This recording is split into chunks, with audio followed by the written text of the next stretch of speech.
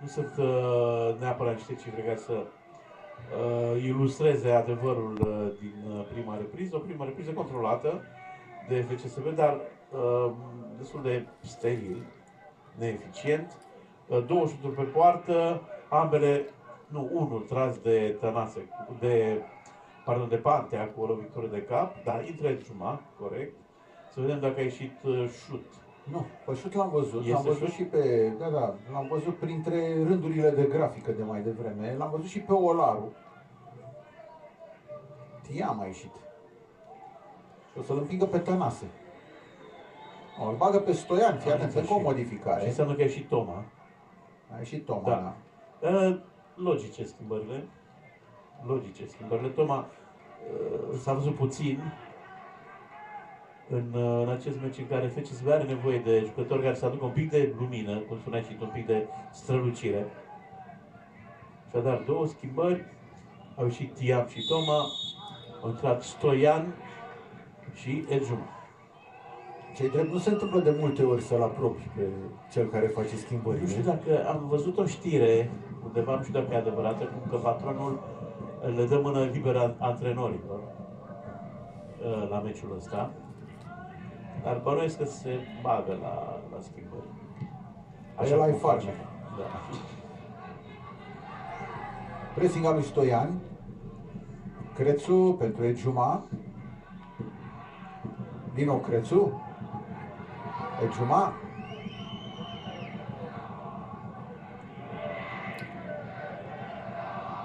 Olaru. Tănase.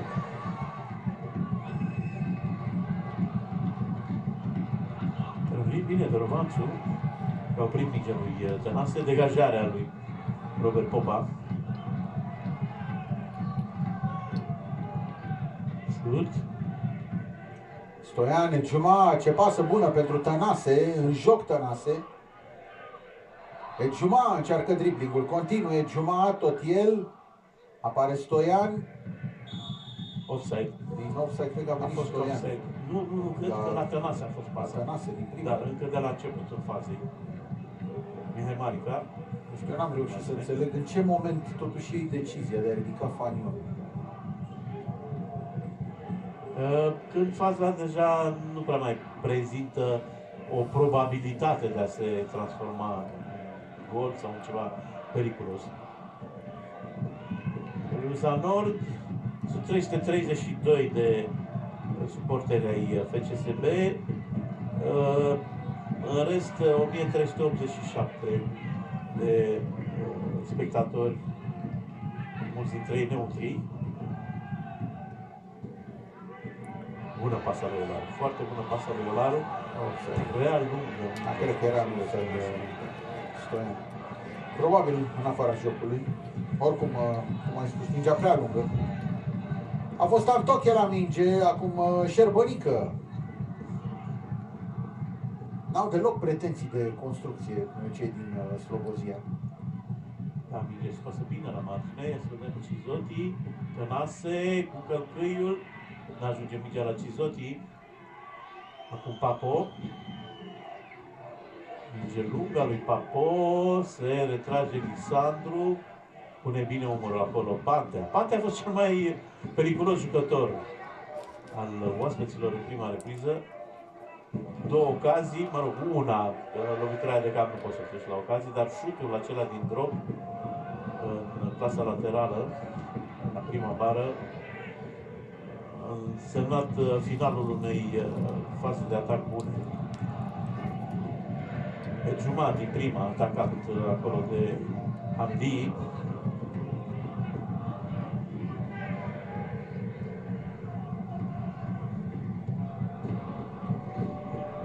Diagonala lui Lisandru. Se turn la cap imprudentă. Lovit Tănase, a căzut rău și Șerbănică. Șerbănică, da.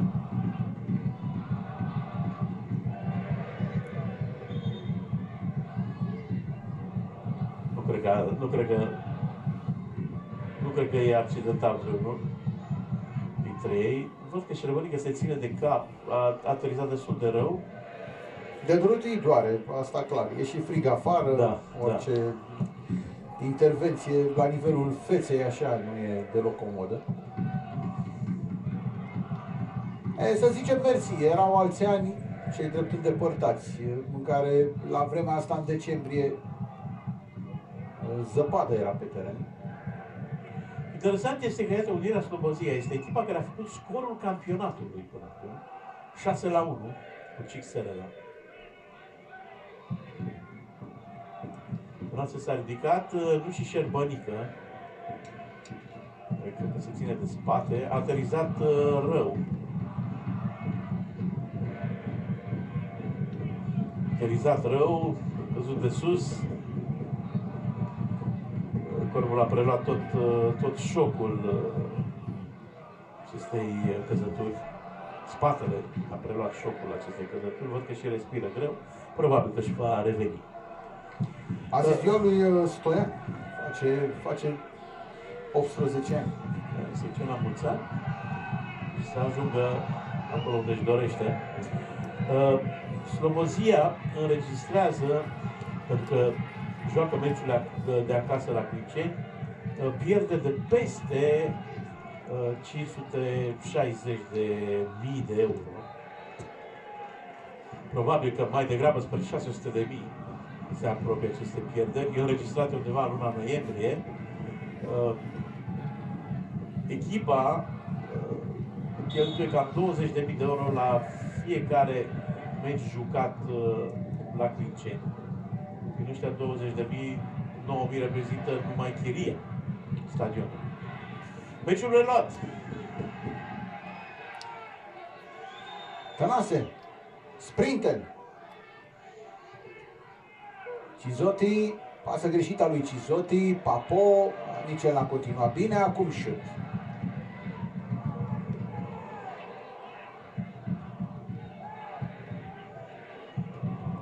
Tănase, îl are pe Crețu de marcat, continuă cu Olaru, Cizotti, o minge înălțată pentru această lovitură de cap a lui Stoian. Asta e cea mai bună fază de atac până acum a FCSB-ului, de fapt a meciului. Foarte bună intervenția lui Robert Popa. Și Stoian își anunță intrarea cu o execuție spectaculoasă. Lovitură de cap aproape de vicul. Diagonala lui Pantea, excelentă diagonală dată lui Pantea. În afara careului, a văzut arbitrul. Acolo s-ar fi comis atacul împotriva lui Cizotti. Așa. Știi că am văzut și la Inter cu Barcelona ceva de genul ăsta. A început în afară, s-a terminat înăuntru. Da, gestul acela lui Marcinia. Atâtica.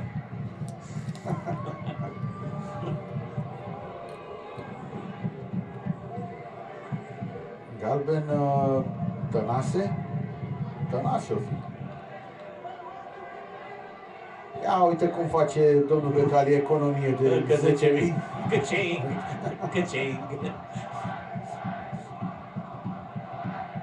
Să vedem dacă lui Tănase. Sau fi Șerbănică. Nu, Șerbănică. Deci l-a luat comanda. Va nu merge la Tănase. Rămâne la Tănase. Da, bine, din ce am citit astăzi în presă, investitor de succes Tănase, zice Mitică Dragomir. În cazul blocurilor, chiar că banul merge la el.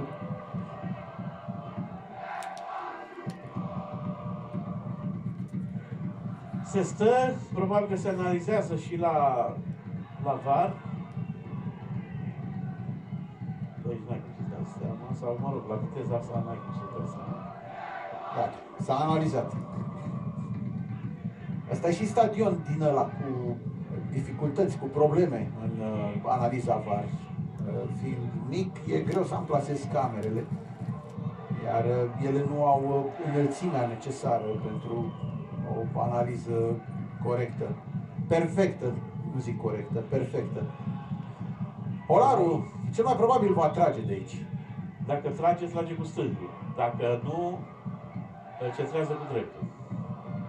Cred că centrează cu dreptul mai degrabă. Da, s-a așezat pentru o minge cu dreptul.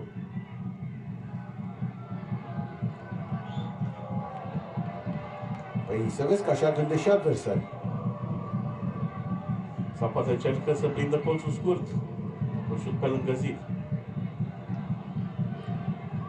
Am continuat analiza, fii atent. Alt motiv de întrerupere atât de îndelungată n-ar avea ce să fie. Răcesc jucători.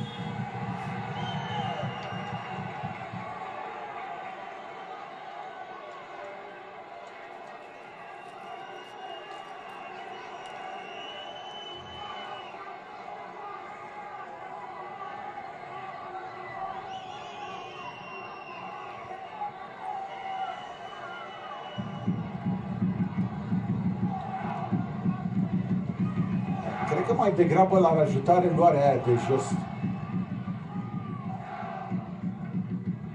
Sau poate nu dă nimic? Nu, că da, dă ceva pe el, ține, uite aici. Pune mâna pe el aici. Nu, i-au pus bine stop cadru, zic eu. Dar să știi că ia mâna cam târziu de pe el. Ia mâna în interior, parcă. Nu sună foarte potrivit pentru ora asta. Cum a început în afară, s-a terminat înăuntru.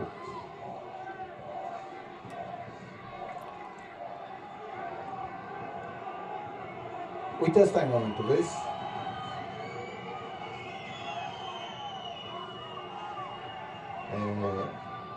Iar îi dați greu lui domnul arbitru.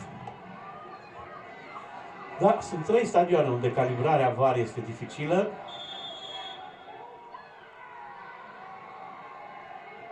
Îi dă roșu. Princeni, Botoșani, Galați. Să vezi tu că anulează galbenul și îi dă roșu. Pentru că era ultimul.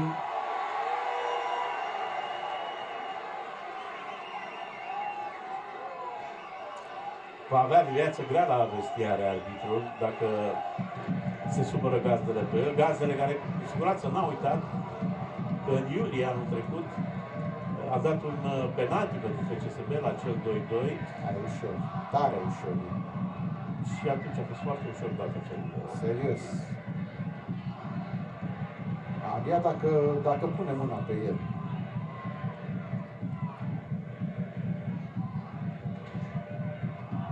Informația vine de la VAR. L-a ajutat Sorin Costre. Iese Deaconu.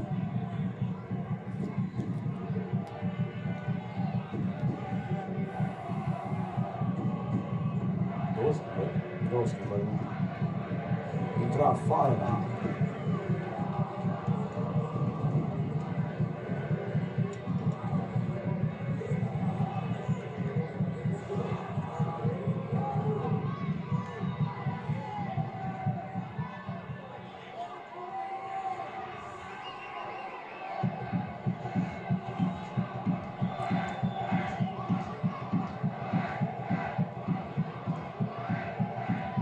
Stăm de vreo 5 minute cu faza asta.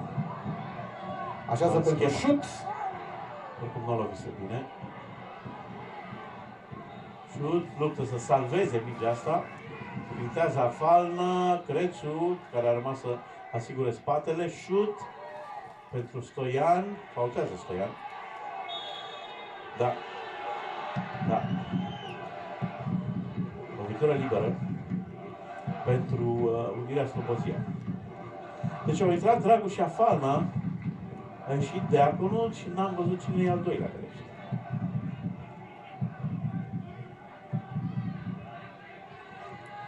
Probabil Renato.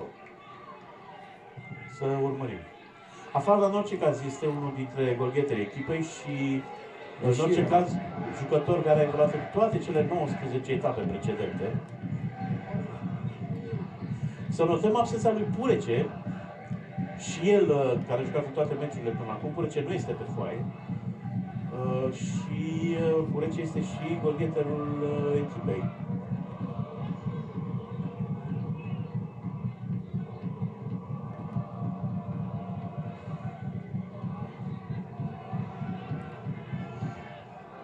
Da, Afalna și Purece au câte 3 goluri.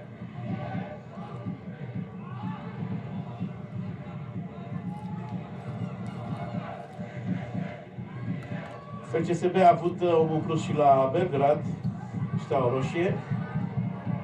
Stoian, ghesuială mare acolo în careu.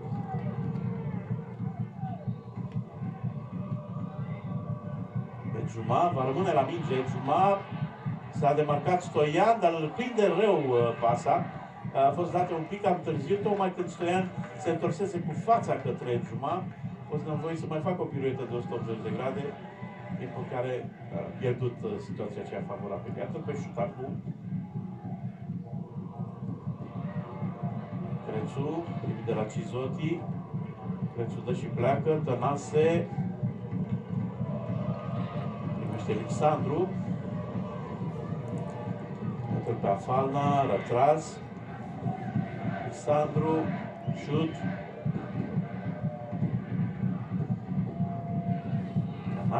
Tănase pierde.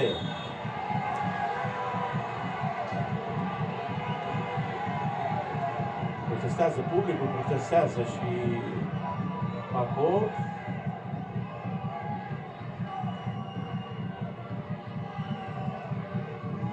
Nu sunt de acord cu decizia asta. Nu sunt de acord. Nu a fost mare tragere, a apucat de braț. Juma, Olaru, Pantea. Corner. Da, și Juma îi face semnul Olaru. Puteai să tragi la poartă. Iată încă o dată faza. E drept, nu era cea mai comodă reluare, dar aici putea să dea mai greu. Da. Dragul a ieșit. Coada a ieșit. Scuze.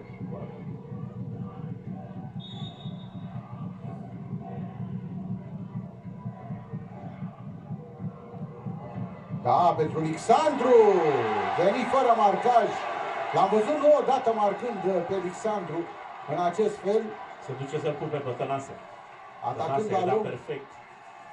Tănase a dat perfect. 1-0 pentru FCSB.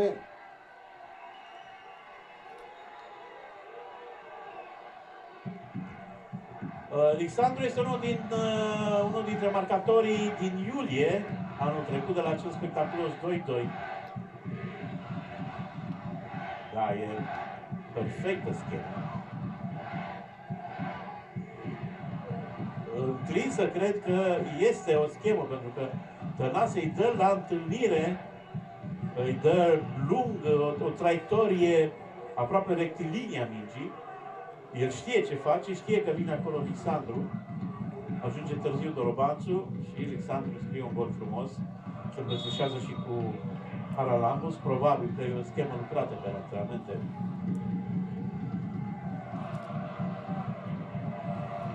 Minutul 62 așadar, 1-0 FCSB. În mod normal, lucrurile ar trebui să se simplifice mult pentru FCSB. Conduce, are un om în plus. Dar va fi, cred, o emisiune cu multe subiecte interesante de la această partidă, de decizii care vor fi discutate. Zic că la momentul ăla arbitrul a avut dreptate să dea cartonaș roșu dacă a dat fault. N-ar fi trebuit dat fault, în opinia mea. Da. Avem oameni care vor analiza toate momentele astea. Pantea a primit de la duoul Tănase Olaru. Asta înseamnă că așa se întâmplă când dai fundaș stânga de picior drept.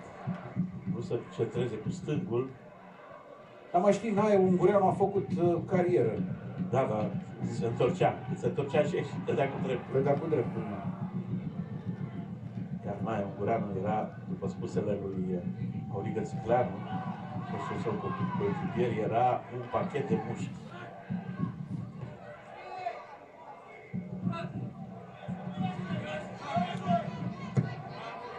Presat de Afan, Alexandru degajează și o face bine până la Ejuma. Ejuma cade prea ușor, decide arbitrul.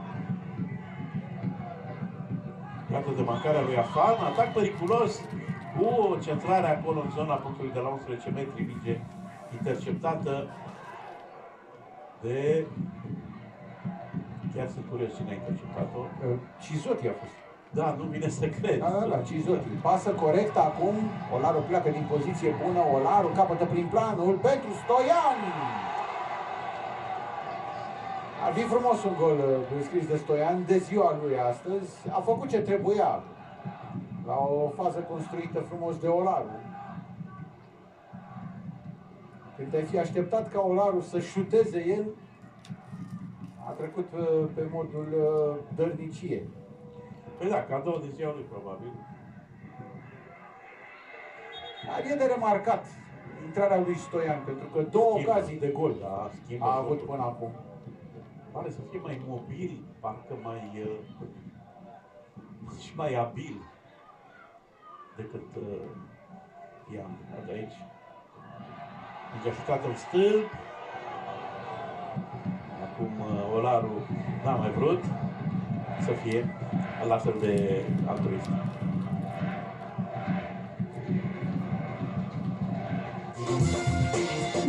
Dar se pare că nu toți au retrageri ultra rapide ca la Unibet. Joacă pe Unibet, unde ai retrageri ultra rapide. Frumos, ca la Unibet.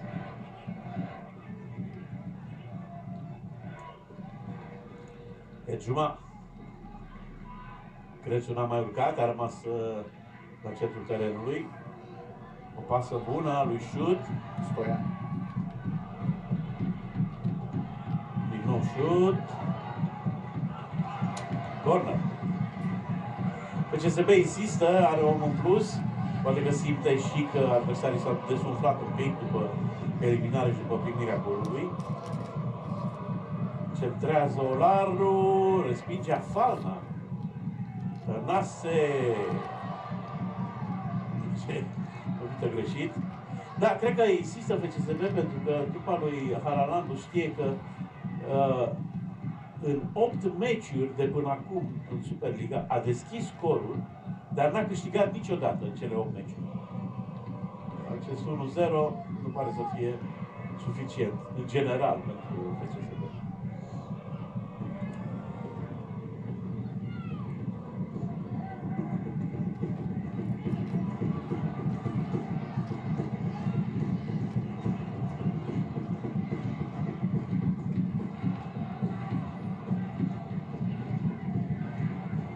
Alexandru, marcatorul golului, Tănase, întârzie puțin, este atacat de Afalna, acum Pantea, da, bună schimbarea, bună pasa lui Pantea, îl găsește pe Cizotti, așteaptă Juma, greșită pasa lui Cizotti, prea în față. Minge câștigat acolo de Antoche, stat bine, pe Dorobanțu, scapă mingea în aut.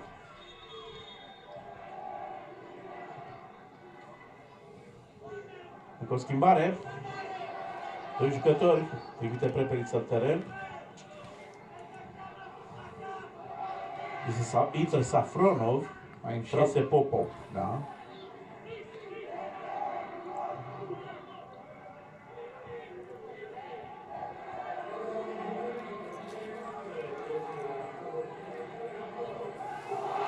El de Safronov și a ieșit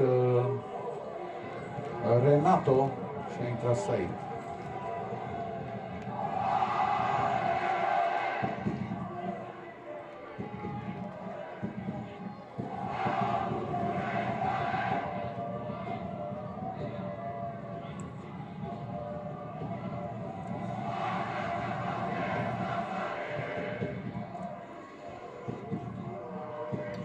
Cizotti, preluare corectă. Este partea pe care spunea Dorinel Munteanu, îi place cel mai mult să joace. Crețu, o centrare mai puțin bună decât cea din partida cu Feyenoord. Ce bine agață Olaru! Minge la care iese Popa. Frumos a agățat Olaru mai devreme.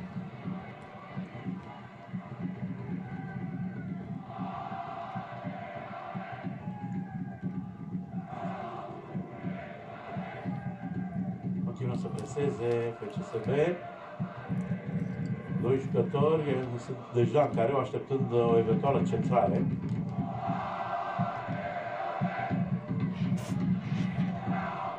Este Alexandru.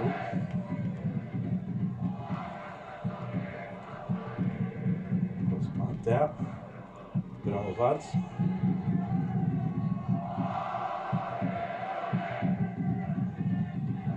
Crețu stă lipit de tușă, așteptând să fie angajat, dar mingea trece pe flancul celălalt, pe flancul lui Pantea. Nu pasă între cei doi stoperi, primește Tănase. Crețu. Pasă greșită lui Tănase. Papo, greu. E greu cu Papo. Te păcălește, nici nu te aștepți unde o să ducă mingea, ce o să facă. El interceptează foarte bine Stoian. A dat greșit în ea Papo. Corner.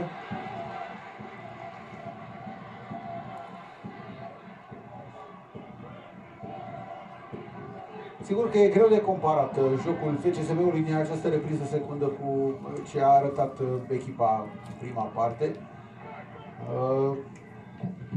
Există acest dezavantaj numeric pe care cei din Slobozia îl au. Cizotti a căzut șut și rămâne acolo. S-ar putea să avem un nou moment var.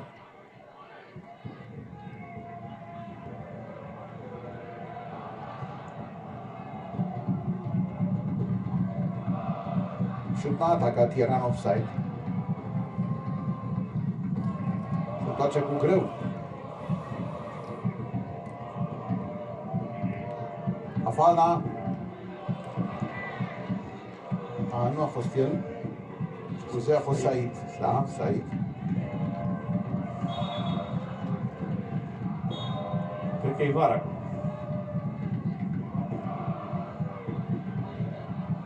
Ia să vedem. Nu se vede imagine.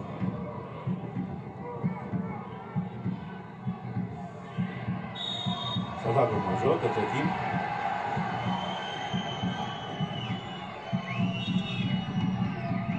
Căzut Doroban și dă-l pe jumătate.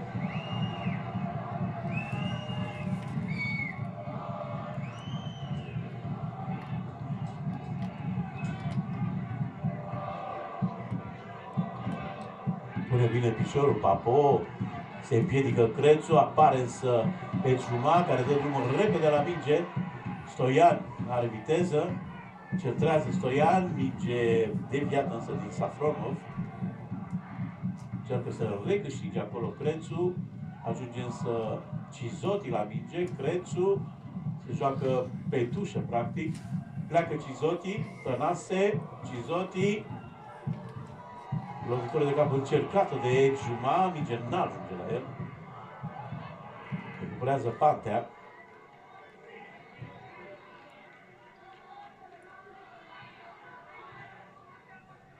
Din nou Crețu.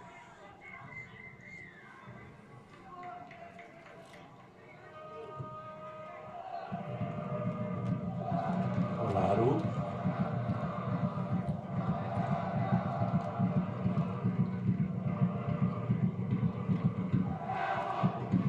Crețu se întoarce cu fața spre poartă, reprimește Crețu, pasează în lateral, se întoarce Cizotti, pasa a fost imprecisă, faultează Papo. Excelentul Cizotti, fața lui de copil, cu, zice, bun simț în teren. Nu e un jucător care să provoace sau să simuleze și aleargă pe tot terenul, e prezent pe tot terenul.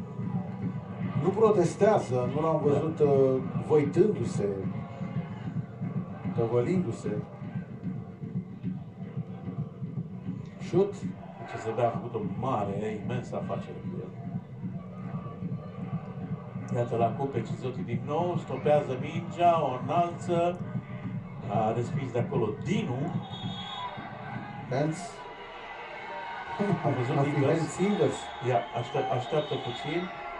Asta e puțin. E hands invers. Așteptăm calm. Vreau să sări vehement cei de la FCSB. Offside nu e acolo la Cizotti. Cizotti e în poziție corectă.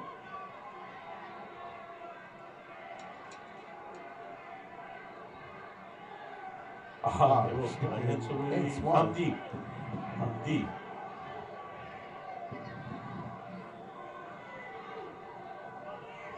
E hands mare. Da.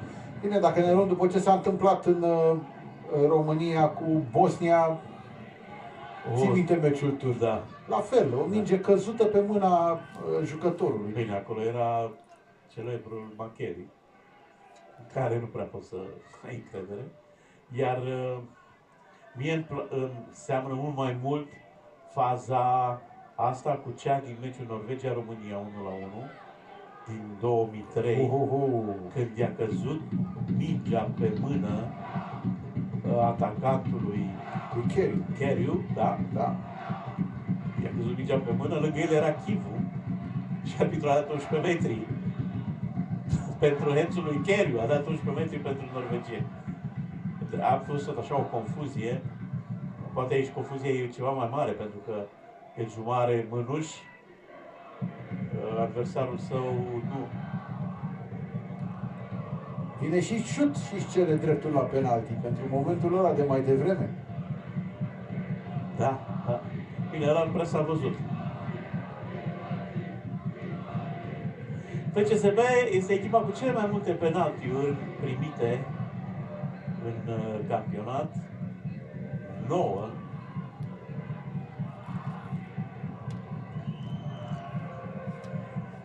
Mai vedem faza odată. Pleacă mingea de la Alexandru. Aici apare offside, da. Să nu fie, da, să nu fie offside la Cizotti, da, da. Așa arată acum. Numai dacă ai VAR, umărul e în afara jocului.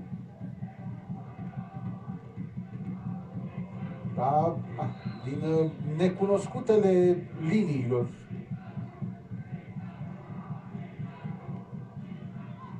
Cert e că măcar 10 minute, dacă nu cumva mai bine, meciul ăsta va căpăta timp suplimentar.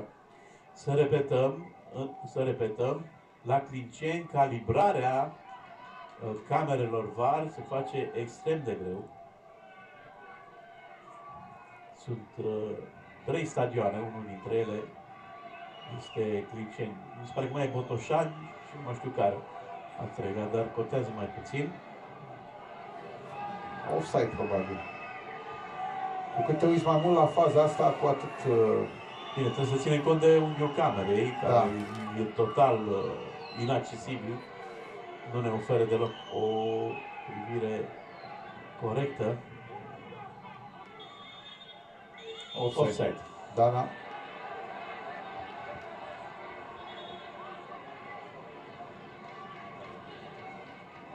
Mihai Marica, el a rămas cu fanionul jos.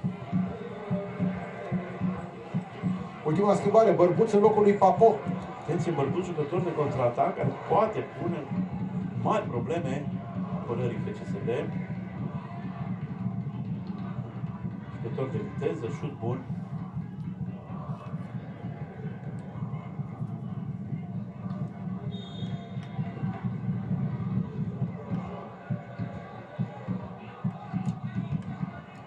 Pentru el a fost mingea, respinge Grauvaț. E cam fault acolo la Hamdi. Se aruncă de la margine. Fost Dracu. Este în continuare Dracu.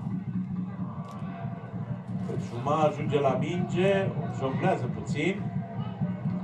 Scoate bine însă. Da, a scos-o de acolo elegant. Crețu va avea treabă. De acum încolo, probabil că va fi mai defensiv. Pentru că ar putea ca pe partea lui să apară Bărbuț. Acolo e și Dragu, dar Dragu joacă mai mult defensiv.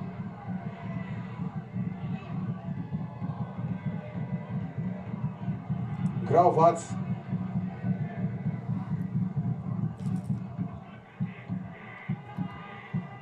Șut.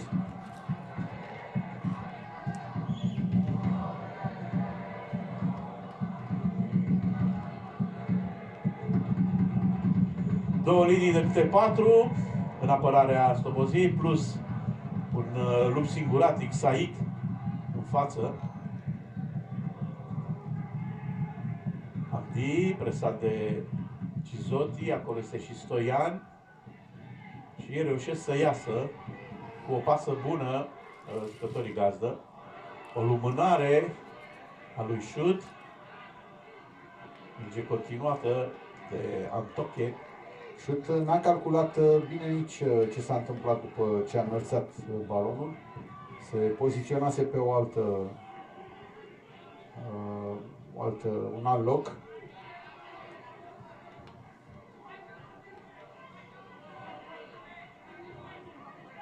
Grauvaț, Alexandru, Pantea acum.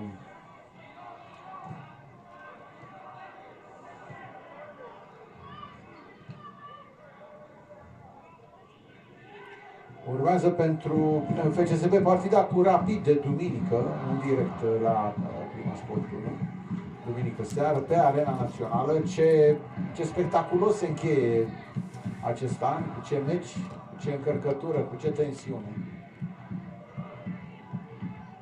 Rapidul căutând să-și conserve poziția în fruntea clasamentului, FCSB disperată fiind să se apropie de zona de play-off.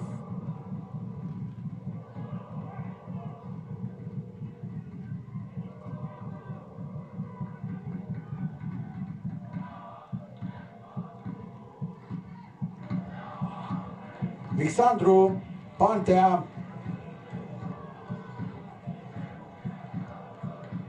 La FCSB s-au oprit schimbările. E adevărat că multe soluții nu sunt.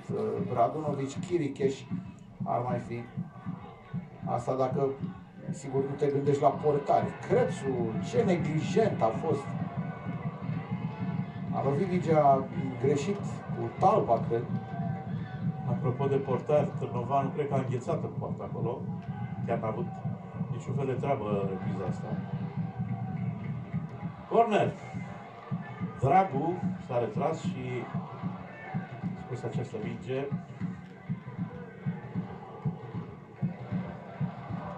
Dragu i-a luat locul lui Șerbănică, Daniel Șerbănică, jucătorul eliminat de la Mirea Slobozia. Bate Tănase.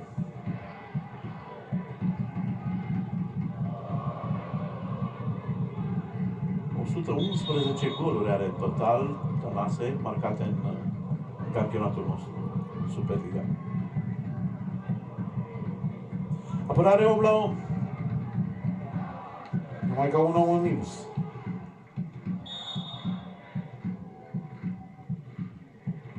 Bate la fel, aproape la fel. A fost mai multă boltă acolo. Îl văd pe Alexandru, tot acolo a atacat. Da. Tot la colțul lung ajunsese. E și bine Robert Popa. FCSB urcă în pressing. Stoian îl atacă pe Popa, care trimite în margine. Care nu poate fi ajunsă de Bărbuț. Crețu aruncă.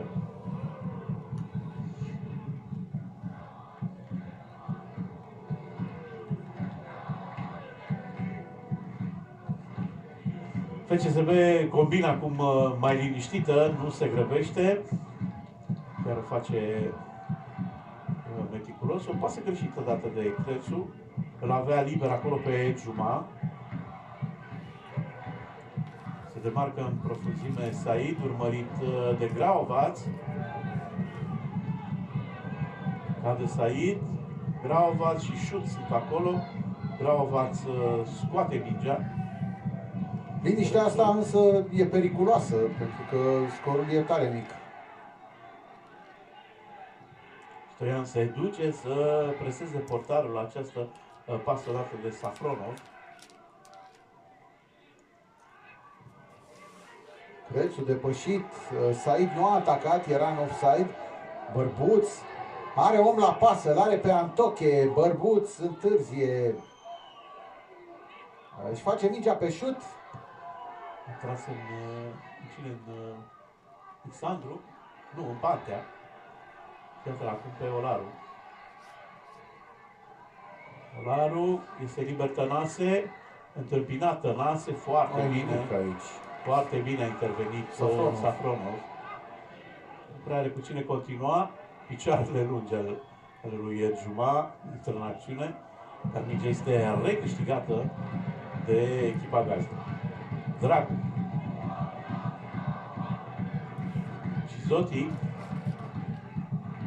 scoate aruncarea de la margine.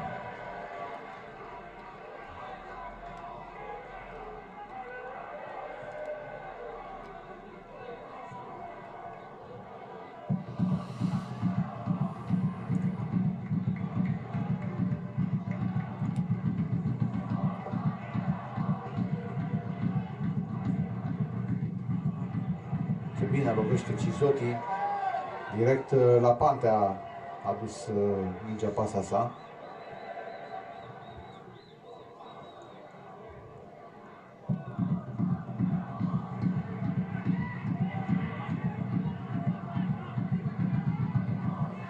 Sigur că se va spune rezultatul este important, dar nu așa joci în fața unei formații care are un om mai puțin. Așa, e să vedem dacă rezultatul va fi ăla pe care îl speră suporterii FCSB. Pentru că, după părerea mea, e o manieră greșită. Dacă tot ai mingea în terenul advers și tot ai un om în plus, de ce să joci în spate? De ce să joci înapoi, la stoperi? Când, uite, îți ies adversarii la pressing. Mingea scăpată de Crețu. A fost prea bună pasa lui Erjuma.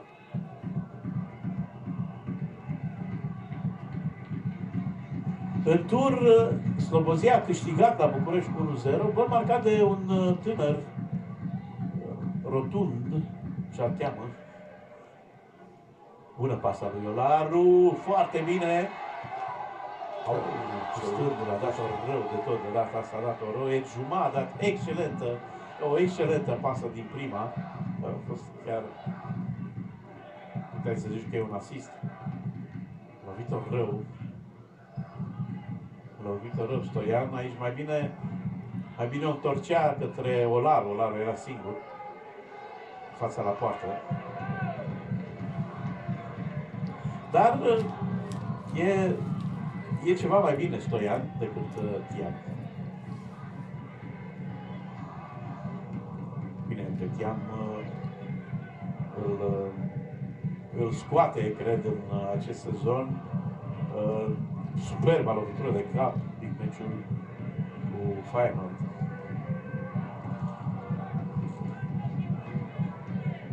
Prepeliță în spatele lui Crețu. Crețu aruncă de la margine.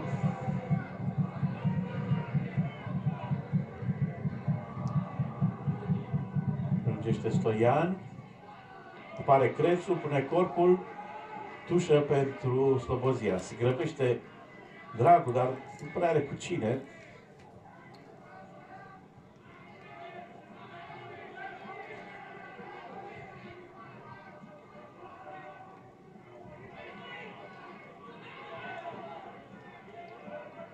Iată pressing-ul destul de bine făcut. Și Crețu se trimite în afara terenului. Minge pentru Unirea Slobozia.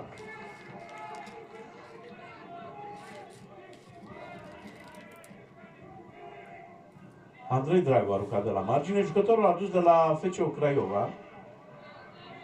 Tănase, lovit după ce a pasat, arbitrul lasă avantaj.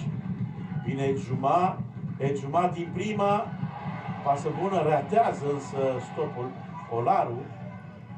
Olaru a înscris și el la acel 2-2, a înscris din penaltiul acela atât de contestat. Dar a fost un meci interesant, jucat în iulie anul trecut. Erjuma face ceea ce ceru patronul. Dă drumul la minge din prima. A făcut-o și mai devreme și la Stoian. Și dă drumul bine. Tănase pe tot terenul.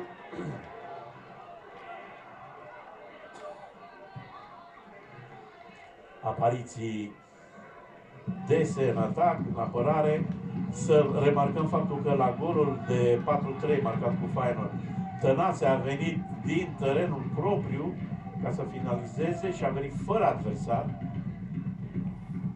Stoian înapoi, Ejuma, Olaru, în stânga este Pantea, Olaru se preferă în dreapta pe Cizotti, centrarea lui Cizotti, lovitură de cap a lui Ejuma, prea tare. Ejuma, autorul unei dintre cele mai frumoase lovituri de cap văzute anul ăsta, în meciul cu Lyon, Olympic Lyon. Superbă faza, așa este, era și 0-0. A centrat Radunovic. Sare bine Crețu acum.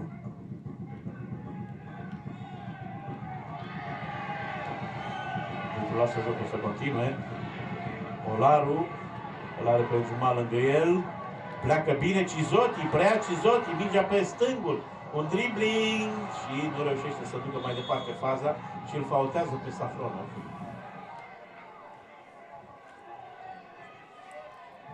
6 minute suplimentare. Mă așteptam la mai mult. A fost și momentul eliminării. A fost și acel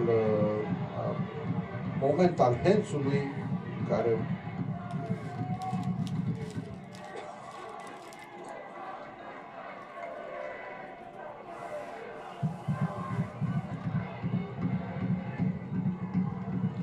Odată ocazia mare a lui Pantea și aici gol. Execuție tocmai ușoară a lui Alexandru. E un volet din săritură. E drept, poarta e aproape, dar dacă nu pui piciorul perfect, poți să o dai în tribună. Este șut dintre Chiricheș. E abia a treia schimbare. Eu cred că au avut mână liberă întregorii în seara asta. Abia a treia schimbare. După Stoian și Ejuma, intră și Vlad Chiricheș în teren. Și cred eu că e mai important pentru FCSB, sigur, în afara scorului, care la acest moment, la acest nivel aduce 3 puncte, este că jucătorii aflați în pericol de suspendare scapă fără cartonaș galben. Acum, Grauvaț, Alexandru, Radunovic. Cu Radunovic treaba e clară, pentru că el este pe margine. Bună pasă, dată de Ciuma pentru Olaru. Vine Stoian. A treia ocazie a lui Stoian. A dat o dată bară, de 2 ori a dat pe lângă, din poziții clare de gol. Foarte bine jucat această fază de Ciuma și apoi de Olaru. Jucat ireproșabil. Trece Chiricheș, trece în dribbling, continuă Chiricheș, al doilea jucător driblat, mingea este preluată de Tănase. Tănase putea să-i dea lui Chiricheș, Stoian. Toată lumea la Stoian pentru că e ziua lui. Să nu fie 1-1 de ziua lui. E și ăsta un scurt. E valabil. Sprintează Olaru și ajunge mingea. Dar este bine contrat acolo. A fost fault la Olaru. A pus piciorul la degajarea adversarului.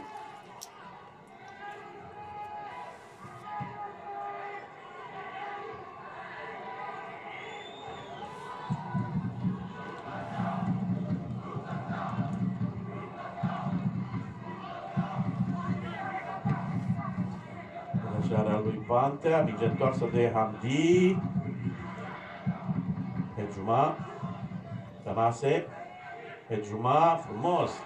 Tot ce a făcut Ejuma până acum a fost bine. A fost elegant, a fost original, interesant. Sărit la cap Alexandru și a câștigat duelul.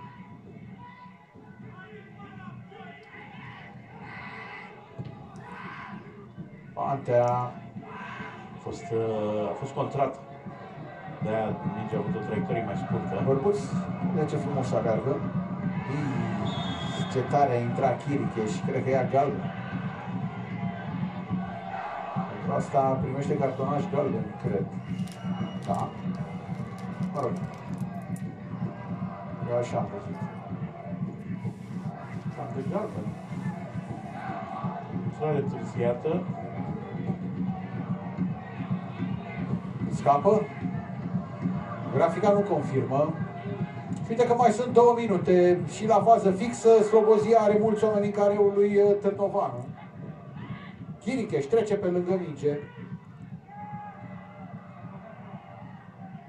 Olaru, sprintul lui Olaru, aruncă după el nasoul Dorobanțu. Olaru întoarce foarte bine. Tănase. Tănase. Tănase! Și este gol!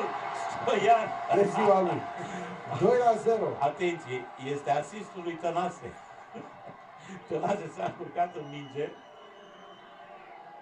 dar până la urmă tot răul spre bine, pentru că Stoian înscrie dintr-un ricoșeu super fericit. A ratat mult, e adevărat Stoian, dar colegii lui trebuie să rețină faptul că a fost de fiecare dată la finalizare. A fost aproape. Degajarea lui Safronov în Tănase. Nu e Safronov, este Dinu. Dinu degajează în Tănase. Din Tănase, mingea ricoșează la Stoian. O să poată spune că a dat pasă decisivă cu pieptul. Păi da, asta e. Ziceam, e asistul lui Tănase ăsta.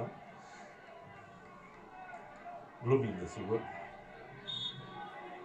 Și Stoian rezolvă meciul. Stoian înscrie pentru 2-0. Nu mai poate face nimic Unirea Slobozia.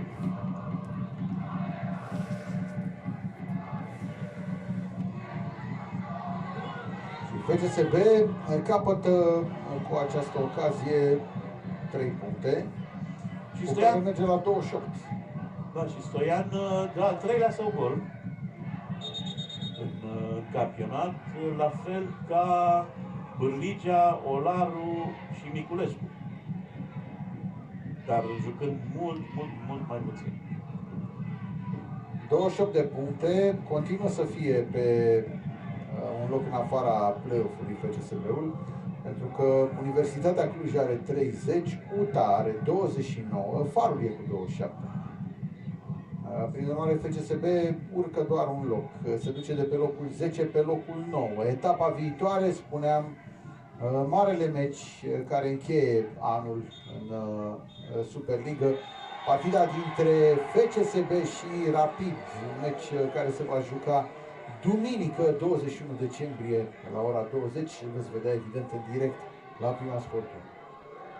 A noua înfrângere la rând pentru trupa lui Prepelița, aflată în mare suferință, dar n-au jucat rău. A făcut un meci defensiv absolut decent până la eliminarea lui Șerbănică.